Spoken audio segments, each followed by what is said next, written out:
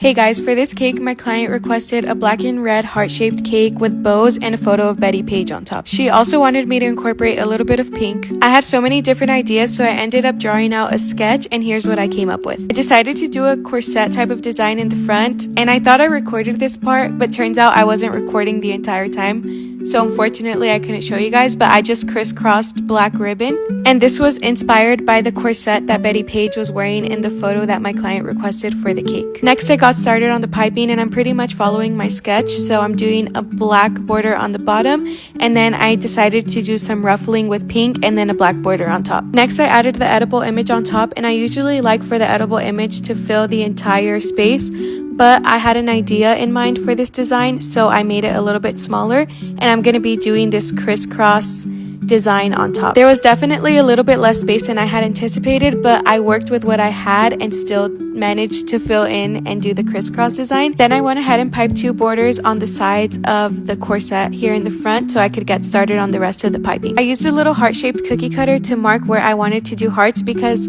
I was so inspired by a photo shoot that my client did. She was wearing these super cute heart garters, and I wanted to kind of replicate that on the sides of the cake. So I used a small leaf tip to pipe the ruffles with that same pink color that I used earlier, and then I'm placing these really cool silver edible pearls to kind of like mimic how the garter looks. And then just to balance out the pink in the cake, I decided to do a little reverse shell border on the bottom here with, I believe it's a number 16 tip. Now to complete the garter look on this cake, I'm going to be pearl dazzling these hearts. So I just used black to kind of sketch out where I'm going to be placing them. And I honestly did it off camera because it took forever and I needed to focus, but this is how it turned out. This cake absolutely needed cherries, especially because my client seems like she really loves cherries, and it just fits her vibe and aesthetic perfectly. So I decided to add those on, and then I did pink swirls underneath to also tie in the pink on the cake. And then of course I added 4 black bows around the cake as I did in my original sketch. This is how the cake turned out. What do you guys think? I was so excited to make this because I had creative freedom, and I feel like I completely